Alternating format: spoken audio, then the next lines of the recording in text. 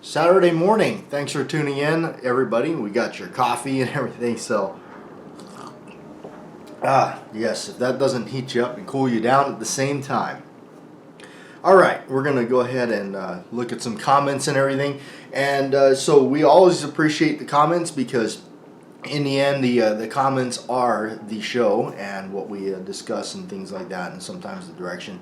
Plus, it's part of the family here that what we do in the radio show every Saturday morning. Some people that are not familiar with the program that we do here on the channel.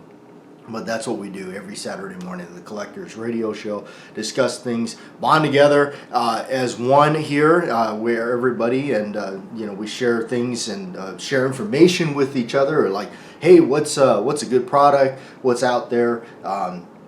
Like for instance, it was really awesome that we shared some stuff, and then somebody had mentioned that, hey, check out for polishing stuff or putting a nice sheen on different types of firearms, Renaissance wax. And I actually picked up a little can of that stuff, and it's not cheap, but you know what? It's pretty amazing. And that can literally could last you a long time. Yeah, a little bit will do you. It's not something that you use a lot of. But anyway, things like that we share. Like I've gotten questions over the years there, what kind of oil and stuff, the protectant that I use on my firearms, and that would be, without a shadow of doubt, Ballistol.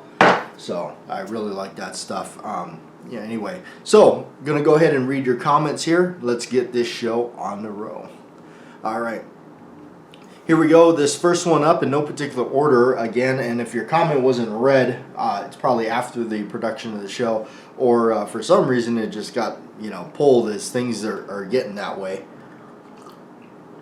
or we just straight up, hey, we got to keep it courteous here. All right, Crazy Scotsman. Anyway, thank you to everyone for the well wishes and prayers. It is beyond appreciated. I am so blessed by this community. I'm proud to be here and be a small part of it. God bless America. Good show, brother. Always enjoy hearing some of the old stories. Yes. And that's the thing too, we all share these things, but anyway, if anybody doesn't know who Crazy Scotsman is, please go check him out. What a wonderful fella. I've been doing a lot for the community here, and we, myself, I'm just blessed to be a part of that small community. There's a lot of small channels like mine that got together, and there was a handful of us. There was just a nice little really cool niche of us, and we all got together, and unfortunately over the years some of us, too many of us, are not here anymore. So for multiple reasons, and the worst reasons is they're no longer with us here on the earth. So that's sad. But anyway, we keep trucking along, but we never forget them, and we always do a hat tip to a lot of us, a lot of those, especially like Mr. Holster and all them, Ed USAF, that we always keep in mind that they're still here. We still keep them alive on the video channels and everything. All right, Mike. Hello, JW. I enjoyed the show, particularly the story of your grandmother and the paper shot shell. Hopefully I didn't. Hopefully that's not. I didn't. I don't remember. Hopefully I didn't confuse the story. It was my grandpa that he was a hunter, and I came from a family of ranchers from way back on the island. On the island of Hawaii, a lot of those are known as Paneolos, which is the Hawaiian cowboys. I do have family members that all the way back to a lot of that. My uncles and stuff. Anyway, but my grandpa was he would go out and turkey hunt, and it was my mother that took apart one of his shotgun shells. I had actually went back and talked to her about it, and she said she had done that so that she could get BBs out for her slingshot, and then she folded them back up and put them in his kit. So anyway. It says here that Mike says that my grandmother had a reputation of being a wicked shot on the garden pest of the 22 Remington 341 bolt action rifle. Best wishes from Montana, and that's from Mike there, everybody. Oh, wow, that's pretty awesome. Yes, as those pesky, pests for the gardens, especially when you're trying to build your garden up, all the time and money and effort that you put into it just to have it ravaged and ripped apart, and so it can get frustrating. I can definitely relate. So, all right, Jeffrey Richardson, the life stories, priceless indeed to the sunny slopes. Yes. All right, Sean, howdy y'all. Love some Charles Bronson. I've collected quite a few of his DVDs over the years. Nothing beats the classics. Yes. Bronson to me was, you know what, I really like his stuff during the 70s and 80s. Bronson really did, especially during the Canon film days. The Mechanic is probably by far one of my favorites. The Mechanic is definitely one of his underrated ones. Everybody knows about his other ones, his vigilante movies. I really like the number 3. I know it's just because of the comical aspect of it. But those ones like Murphy's Law is another one that I felt was really underrated. I think that was like 85, 86 with Kathleen Wilhoit. How could you forget? But anyway, that's a really good one. But yeah. And you know what? Anytime there's a re-releasing of his flicks, you snag them up. Or definitely hang on to your old ones. I've been hanging on to my old ones because I'm just always afraid that, even though, yes, there's certain studios re-releasing stuff, I'm always afraid if they're going to remove content. Even more so still why I am more into the physical media. If you kind of look back and realize that what they've done with the streaming platform with it was the French Connection. That was really crazy. I don't know whatever came of that, but I hung on to my hard copies of that like you wouldn't believe. All right, this one comes from Fire. This is always enjoy having a cup of coffee with you. I appreciate that. All right, and this one's from Taco. Nice tribute to Mr. Holster. We appreciate it. Thank you. All right, and this one comes from Cap. Cap says, talking about the Colt 1911 Classic, I saw one in person and was surprised to find the roll marks on the slide was lasered and left with jagged edges. I hear the early ones were not like this. I wonder if they smooth the edges out, or the early roll marks were stamped. Curious about the roll marks on your 1911C. Okay, all right. Cap, this one is for you, and those are all of our comments this week. Anyway, okay, this one is for you. We're gonna talk about it. I do have my 1911 Colt Classic here, and I bought mine when they first came out. This one here I got when they. So I was one of the lucky people that got mine for the MSRP, or right around or where it was supposed to be at the 700. These were supposed to be 700. They jetted up to 8, 9 in some cases. Some stupid money. Do I still feel like I'll just bring this out. If at $900, do I still feel this is worth it? Yeah, I think it's one of the better 1911s that they've done. So I'm going to say that far as fit and finish. Far as what I mean by that is the slide to frame, the way it handles, the way it shoots. I think it's one of the better ones out there for sure. I've shot mine a lot. This has ran through so many rounds, and I love the layout of the roll marks. Now my roll marks, I know what you're saying about them. They are not roll stamped like they used to be, so that does have that feeling. But mine are not as bad, I would say. What can I compare this to? I had a Combat Elite, one of those models that they had out that was just recent. You'll see it too, because what it is it's a stainless gun. and then they polish the flats to where it's shiny, and then the rounds are blackened. That one had just awful roll marks, because I know exactly what you're talking about. You ran your you could, it was like you know when you're welding, stuff, all that slag and just stuff like all around, that you normally knock off. It felt like that. It felt like the entire thing was just like just jagged and everything.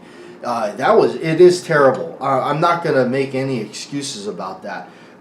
Colt is just awful. One of the things you're people like myself that would buy your firearm is because of your name, your history, your heritage. Why in the heck are you doing this? I'm gonna tell you that mine's not as bad. My early one here, I don't know. I haven't checked out any of these recently to check the roll marks, but mine is not like that. Mine seems to be more smoothed out than those. I don't know if it's because I've had mine for a long time or whatnot, but it doesn't bother me so much, I guess, on this one. If this was like the one I had, the Elite model, if it was like that, I don't know, because I let it go. I ended up letting it go because I didn't mess with it a whole lot. But yeah, this is not as bad. This one's not as rough. I know what you're talking about. It's not as rough. But here's the interest. But I'll tell you though, the layout on the roll mark is really sweet, because it's the pre-Series 70 roll mark. It's kind of laid out a little bit better. But again, mine's not as bad. I haven't checked one of the newer ones out, the newer production ones, because mine predates the CZ company buying them out. Mine predates that, so I don't know.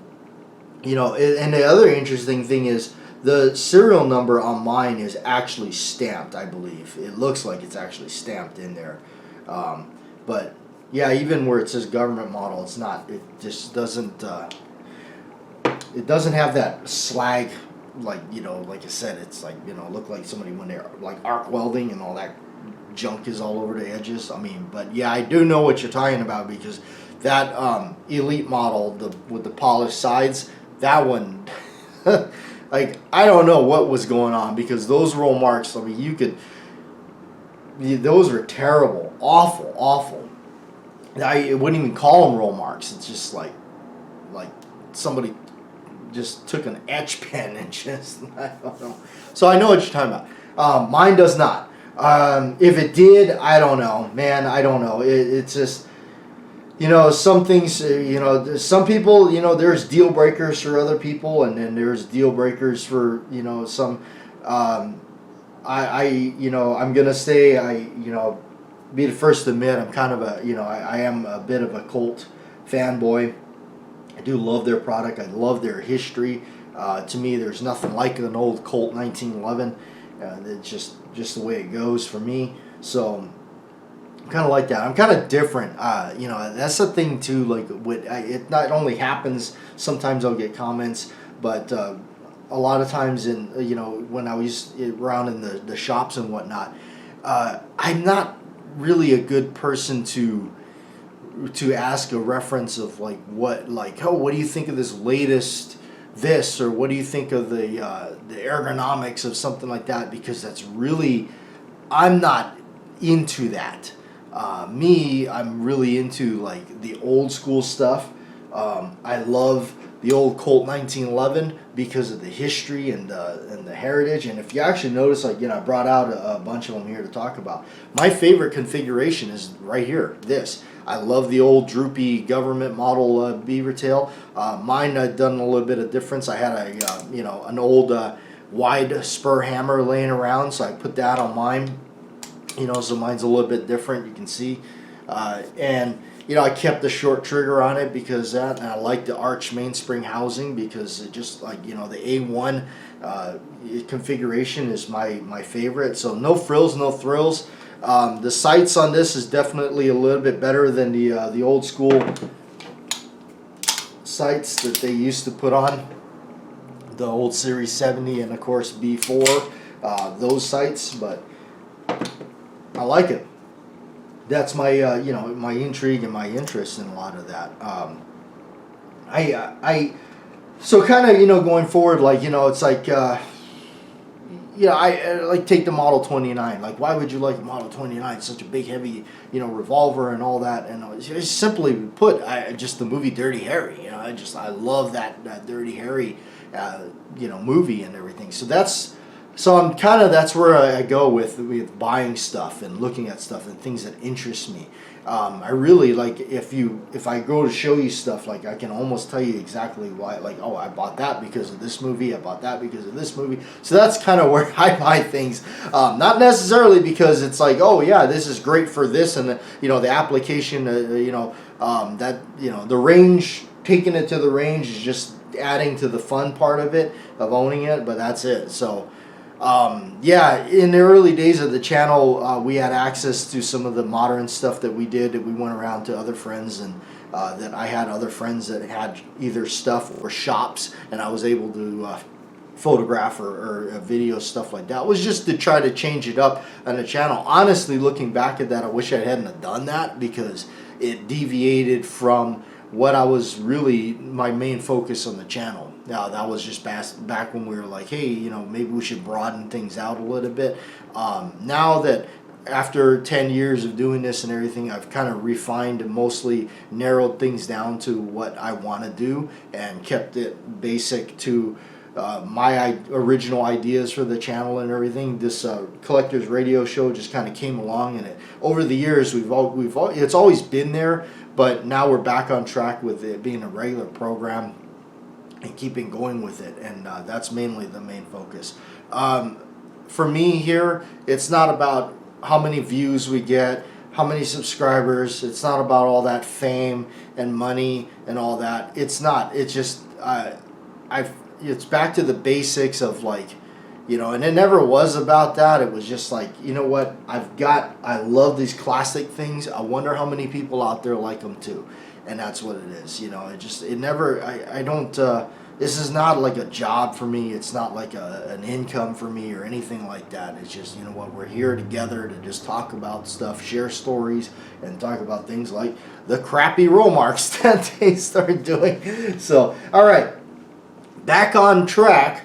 The roll marks. Okay, so we talked about the classic series that they got out now. I'm a big fan of it. I really like it. It's my go-to 45 if I go to the range, and I love the way it looks. So I'm happy with mine. Unfortunately, you know, hearing things like that, if you checked it out, but you know, everybody's, you know, again, check it out for yourself. I always recommend that. Always check it out for yourself, because you never know what you might feel. Smith & Wesson revolvers, the new ones. Honestly, I've been fondling a little bit of that new Model 19 that they got out. Yes, it's got a sleeve barrel, it's got the key lock and all that. That stuff doesn't really bother me. What is intriguing to me is the redesign of the thing, because with it in mind to handle a steady diet of the Magnums. So that's kind of cool, because, you know, just the way it is.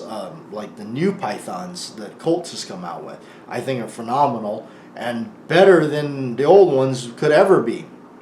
And the fact that you can run, you know, Magnums in it, and it's okay, and it's built to handle it. That's my interest in it, and they've kept it for the most part. It's exactly like the ones of yesteryear. So same here. This one, you know, again, it's pretty much exactly like the one from the 50s and the 60s, or basically the precursor to the Series 70. This is pretty much exactly the same thing. The only difference that I would say would be a little bit of the updated sights from the old school, real low mounted sights that they've had since World War II, which in this case is actually a plus. So I don't mind that at all. But everything else, they kept the same. You could do what I did, which is change out your mainspring housing to an arched one, no problem. And I actually put the old school, you know, phenolic resin grips on mine. You know, that brown you know, orange, you know, old school grips that they had back on there. So, you know, that's mine. But jumping before that, if you look at the old Series 70, the Mark IV Series 70 government model 1911s. The roll marks on these are some of them are so washed out. You got to really be careful. I got a video I talked about that on the roll marks. The roll marks on these are awful. They're real faint. So it took a while to find ones. I've actually saw a lot of these. You know, I passed on a few of these that until I found ones that I really liked where the roll marks were all present, because it did seem to what I've noticed was, as it starts to get onto this area, it would wash out, and I would pass on a lot of those. And that's not that somebody took it and refinished it or anything. That straight up came from their factory. And this is here a 19, like I think this is vintage 75 or so. If it prefixes 70 in the serial number, it's 70 to 75. If it suffix it, it's 76 and to 79 or 80 or something like that. That's I think I remember that correctly. Also, the large lettering on the other side of the slide indicates it's an earlier 70s, you know, 1911. So, and again, you know, this, you know, the roll marks are actually harder to see on this one than they are. You know, this one you can definitely see it. This one, it's a little harder to see it. You got to kind of get up there and, oh, there they are. You know. So, but that. Fast forwarding to the 80s, the 80s guns had actually the best roll marks. Those are great. They're prominent. They're there. You can feel like they're actually roll marked. So those are excellent. Then going back to the 30s, this is a 1930 commercial model. These are the coolest, I think. The roll marks on that are awesome. Look at that. Those are really cool. And then especially on the other side here, this is just, look at that. That is the coolest marking ever. You can see it right there. So, Colt automatic caliber 45 original magazine 2 with it. This is nice. So anyway, yeah, it depends on what you're going for. Their whole bit with that is kind of interesting. I would say, you know, if I was going to critique, if I had any kind of say to them,